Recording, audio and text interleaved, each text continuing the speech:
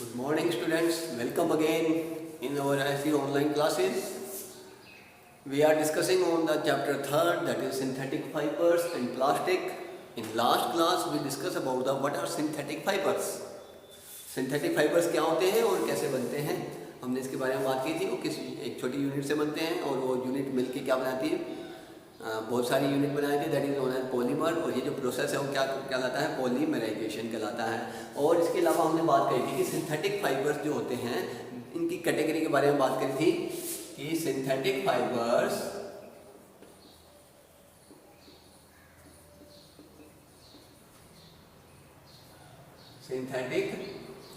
जो होते हैं ये किस चीज से बनते हैं, एक तो नेचुरल चीज से बनते हैं और केमिकल से बनते हैं। आज हम बात करने वाले हैं कि सिंथेटिक फाइबर्स के कौन कौन से टाइप हैं, उनके ऊपर डिस्कस करेंगे।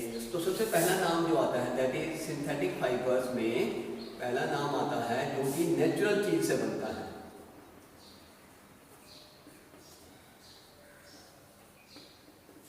नेचुरल थिंग से बनने वाला fibre that is known as rayon. क्या कहलाता है ये? रेयॉन कहलाता है। अब रेयॉन जो है it is made from wood pulp. किससे बनता है? Wood pulp. वुड क्या होता है? लकड़ी। और पल्प क्या होता है? जब हम लकड़ी को अच्छे से मैश कर देते हैं और उसको लिक्विड में घोल लेते हैं, दैट इज बेस होता है, उसके अंदर घोल लेते हैं तो एक जो पेस्ट तैयार होती है उसको हम बोलते हैं पल्प। तो ये वुड पल्प से बनने वाला क्या जो फाइबर है जो कि मैन मेड है, इसलिए हमने इसको एक स्पेशल नाम दिया दैट इज रेयॉन। अब रेयॉन जो होता है ये, अब इसकी क्या खासियत है, क्या काम आता है?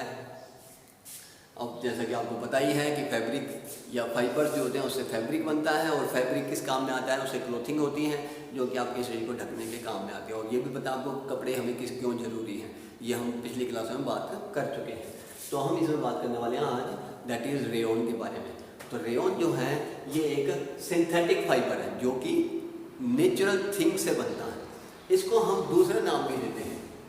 Rayon is also known as synthetic silk. Synthetic silk. आप कहेंगे सिल्क तो किससे मिलता है? सिल्क वॉर्म से मिलता है, वो नेचुरल हो गया। बट रेयॉन जो होता है ये एक नेचुरल थिंग से बनाया गया है, मैन मेड है। बट ये कैसा दिखता है? ये बिल्कुल सिल्क की तरह ही होता है। अब सिल्क की क्या है कि कॉस्टिंग बहुत ज़्यादा होती है। सिल्क की कॉस्ट यानी कि वो बहुत ही ज़्यादा महंगा होता है। तो हमने क्या किया, उसका सब्स्टिट्यूट ढूंढने की कोशिश की और हमें क्या मिला? रेयॉन। बिल्कुल सिल्क की तरह ही लस्ट्रस होता है, सॉफ्ट होता है, सिल्की होता है, इसलिए हमने इसको नाम क्या दे दिया? Rayon, that is artificial silk. अब इसकी क्या खासियत है? ये बिल्कुल नेचुरल चीज़ से बना है, इसलिए स्वेट भी एब्जॉर्ब करता है। क्या करता है? स्वेट जो हमारे पसीना आता है उसको एब्जॉर्ब कर लेता है। दूसरा, इसमें वही चमक होती है जैसे कि सिल्क की होती है, वही स्मूथनेस है जैसे कि सिल्क में होती है। दूसरा, लेकिन वो क्या है, काफ़ी कॉस्टली होता है, हाई पैसा ज़्यादा देना पड़ता है हमें थोड़ी चीज़ के लिए। इसमें क्या है? चीप होता है, सस्ता होता है, यानी कि कम खर्च में हम सिल्क की क्वालिटी गेन कर सकते हैं। तो दैट इज रेयॉन। तो हम इसका यूज़ कहाँ कहाँ कर लेंगे? सिंपल सी बात है, हमें यहाँ पर ऐसे कपड़े बनाने हैं जो कि दिखने में चमकदार लगे, जैसे कि रेशम के या सिल्क के होते हैं, और ड्यूरेबल भी हों जैसे कि सिल्क होता है, और हीट भी एब्जॉर्ब कर लें, स्वेट आपका एब्जॉर्ब कर लें, पसीना आपका एब्जॉर्ब कर लें, वेट और ह्यूमिड कंडीशन में भी हम उसको पहन सकते हैं। ठीक है, तो इस प्रकार की कंडीशंस में पहनने के लिए हम रेयॉन को यूज़ कर सकते हैं। तो रेयॉन का मेनली यूज़ होता है गारमेंट्स बनाने में यूज़ हो जाता है, और भी आपके जो और प्रकार के जो कपड़े वगैरह हैं उसमें भी हम इसका यूज़ कर, कर्टेन वगैरह बनाने में हम यूज़ कर लेते हैं, और भी कई प्रकार से इसका यूज़ किया जा सकता है। तो that is all about the rayon, जो कि एक नेचुरल थिंग से बनने वाला सिंथेटिक फाइबर है। हम उसको दूसरा नाम कह देते हैं दैट इज सिंथेटिक सिल्क भी कहते हैं, और आर्टिफिशियल सिल्क भी कह सकते हैं इसको। इसके बाद जो दूसरा आता है दैट इज सिंथेटिक फाइबर्स। ये तो नेचुरल थिंग से बनने वाला था, एक केमिकल से बनने वाले, made by chemicals, made by chemical से बनने वाले सिंथेटिक फाइबर, उसमें सबसे पहला नाम आता है दैट इज नाइलॉन।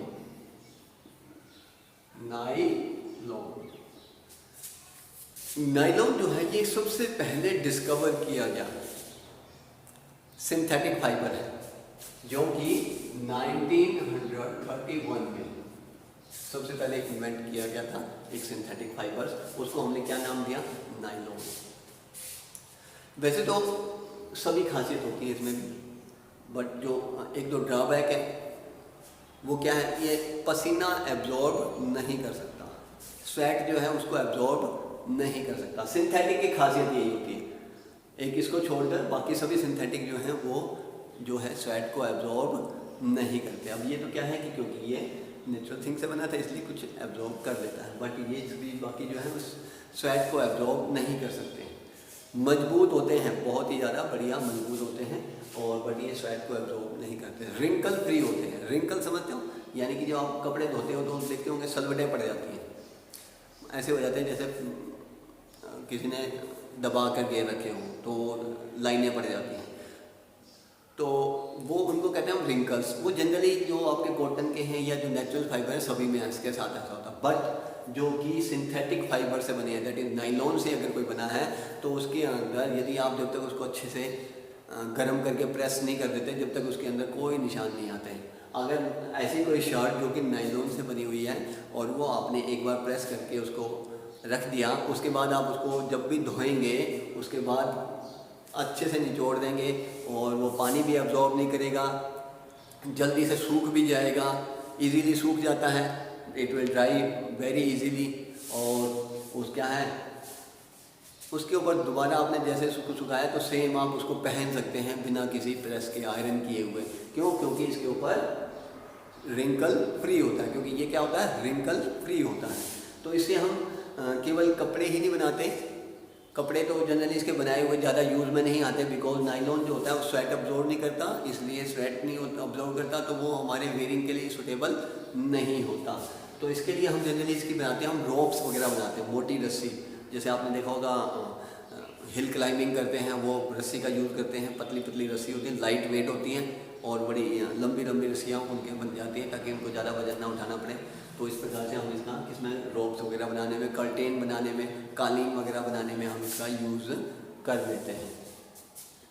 तो उसके बाद जो बात आती है दैट इज नाइलॉन के बाद आता है एक और product that is known as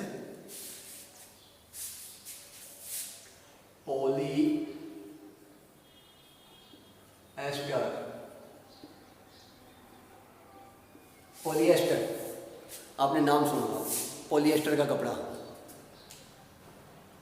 इसका पॉलिएस्टर का एक और छोटा इसका उदाहरण है दैट इज टेरिलीन।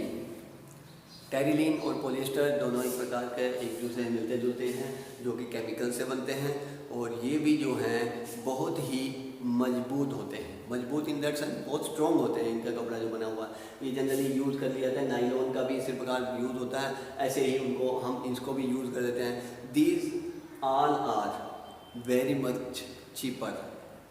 अगर हम बात करें प्राइस की तो ये सभी सस्ते पड़ते हैं, और जो नेचुरल फाइबर्स होते हैं उनसे बने हुए कपड़े जो होते हैं वो बहुत ही कॉस्टली होते हैं, क्योंकि उनमें जो क्या है लेबर ज़्यादा लगती है। तो इस प्रकार से तो ये जो है दैट इज पॉलिएस्टर। पॉलिएस्टर का एक और फॉर्म होती है जिसको हम बोलते हैं पीईटी। एक फॉर्म और होती है जिससे हम बोटल्स वगैरह बनाते हैं। आपने देखा होगा फ्रिज में आप पानी की बोटल्स रखते हो ना, तो वो जो बोटल्स होती हैं वो इसी की बनी होती है दैट इज पॉलिएस्टर पीईटी। ये भी बहुत स्ट्रॉन्ग भी होता है, आपने देखा होगा उसको आप मारेंगे पीटेंगे लेकिन जल्दी गिर जाती है, लेकिन जल्दी से आसानी से टूटती नहीं है। तो ये किससे बनी होती है that is made up of PET plastic और यू कैन से फाइबर। तो इस प्रकार केमिकल से जो बनती हैं ये इसका नाम है पॉलिएस्टर। इसी प्रकार से एक नाम और आता है जो कि किससे बनता है, केमिकल से बनता है, that is known as acrylic.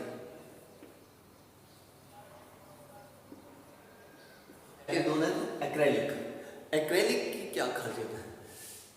Acrylic जो होता है it is also known as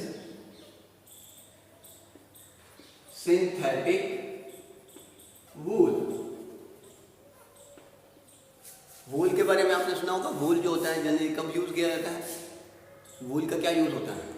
wool generally use किया जाता है जब हमें सर्दियों में गर्म ऊनी वस्त्र जो पहने होते हैं, गर्मियों में सर्दियों में पहनते हैं या गर्मियों में?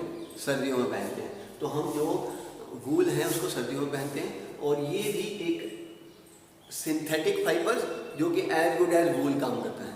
आपने देखा होगा वूल की क्या खासियत होती है? तो वूल जो होता है हमारी बॉडी को गर्म रखता है। तो इसी प्रकार एक ऐसा सिंथेटिक फाइबर जो कि रिजेंबल कैसे करता है?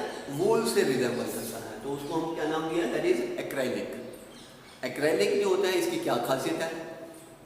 जैसे एज यूजुअल जैसे जो कि केमिकल्स की बनते हैं, जो सिंथेटिक फाइबर होते हैं उनकी क्या खासियत है, वही खासियत इसके अंदर भी है। जैसे कि वो रिंकल फ्री होते हैं और इजीली वाश हो जाते हैं, जल्दी से ड्राई हो जाते हैं, और वो जल्दी से, जो आपने देखा होगा कि कपड़ों में जनरली कीड़े लग जाते हैं, छोटे छोटे इंसेक्ट्स होते हैं जो कि कपड़े को काट देते हैं। और हम रखा था और कुछ दिन बाद जब हमने गर्मियों में उसको वापस दोबारा सर्दियों में दोबारा निकालने की कोशिश करी तो गर्मियों में वो कीड़े उसको काट देते हैं। तो जनरली ये समस्या किसके साथ आती है?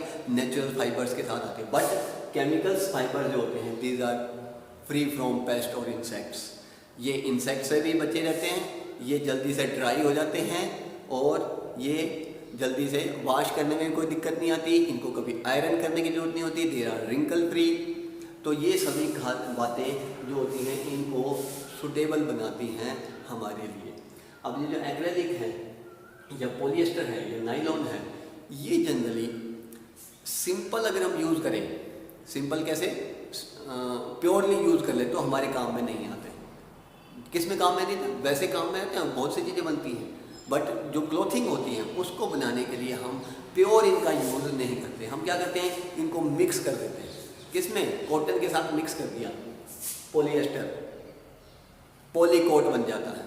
कॉटन कोट और पॉलिएस्टर का पॉलीकोट। इसी प्रकार इसका जो दूसरा हमने बताया था टेरिलीन, तो टेरिलीन भी जो है पॉलिएस्टर का ही एक रूप है, और टेरिलीन और कॉटन मिला के क्या बना देता है? टेरिकोट बना देता है। क्या बना देता है?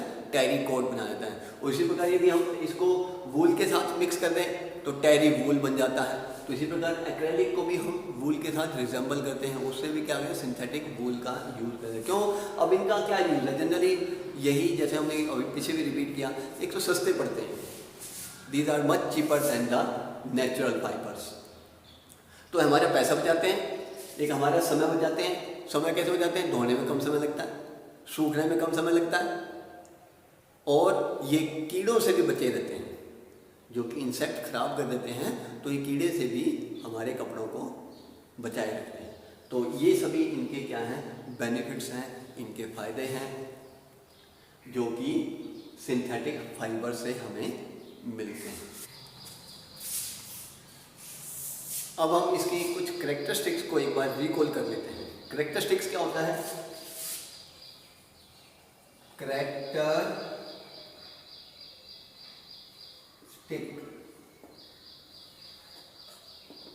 कैरेक्टरिस्टिक्स होता है मतलब उसके क्या क्या खासियत है, क्या गुण है, क्या उसकी प्रॉपर्टी है, कहाँ हम उसको यूज कर सकते हैं। पानी एब्जॉर्ब नहीं करते, they do not absorb water, they do not absorb sweet, और वो स्वीट को एब्जॉर्ब नहीं करते। क्या कहेंगे? Do not absorb water. Number 2, wrinkle free, they are wrinkle free, they are cheap. Number 4, पानी एब्जॉर्ब नहीं करते, रिंकल फ्री होते हैं। रिंकल फ्री मतलब उसमें सलवटें नहीं पड़ती, सस्ते होते हैं, इजी टू वॉश,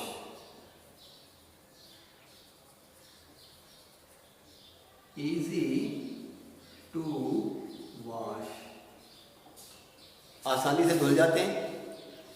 और जो आता है फिफ्थ, ये इसका ड्रॉबैक भी है और इसकी कैरेक्टरिस्टिक्स भी है। ऑब्वियस बात है, कुछ गुण जो होते हैं कुछ अच्छे होते हैं, कुछ बुरे होते हैं। तो इसका एक बुरा गुण भी होता है, क्या है? ये फायर इजीली कैच कर लेते हैं। फायर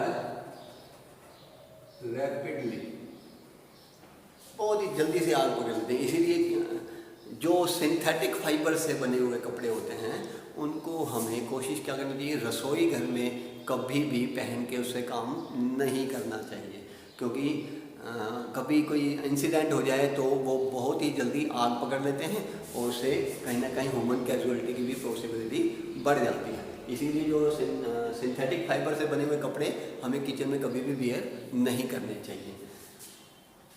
तो हम एक बार रिकॉल करते हैं इसको, पसीना एब्जॉर्ब नहीं करते इसलिए नॉट फिट फॉर वेयरिंग। हम क्या करेंगे, इसको वेयरिंग के लिए फिट बनाने के लिए नेचुरल फाइबर के साथ इसको वीव करेंगे, जिससे कि वो क्या होगा, एक तो कपड़ा जो है सस्ता बन जाएगा, ड्यूरेबल टिकाऊ हो जाएगा, क्योंकि नेचुरल फाइबर की बजाय जो सिंथेटिक फाइबर है वो ज़्यादा ड्यूरेबल होता है। तो हम इसमें एक पॉइंट और डाल देते हैं, दैट इज मोर ड्यूरेबल।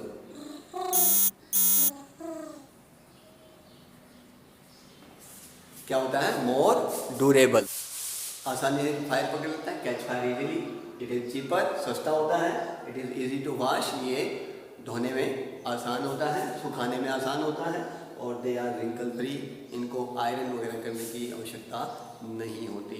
लेकिन ये क्या है कि सभी हमारे लिए काम तो बहुत आते हैं, लेकिन अगर हमें क्लोथिंग करनी है, क्लोथिंग बनानी है, फैब्रिक बनाना है, तो हमें क्या करना पड़ता है, इसको नेचुरल फाइबर के साथ मिक्स करना पड़ता है, और उसको मिक्स करके हम जो फैब्रिक है उसको स्ट्रॉन्ग बना सकते हैं, उसको लंबा समय तक चलने वाला यानी ड्यूरेबल बना सकते हैं, उनको वो क्या है, मोर ड्यूरेबल हो गए, सस्ते हो जाते हैं, और उनको इजी टू वॉश हो जाते हैं, और उनको हम पहनने लायक भी कपड़े बना सकते हैं।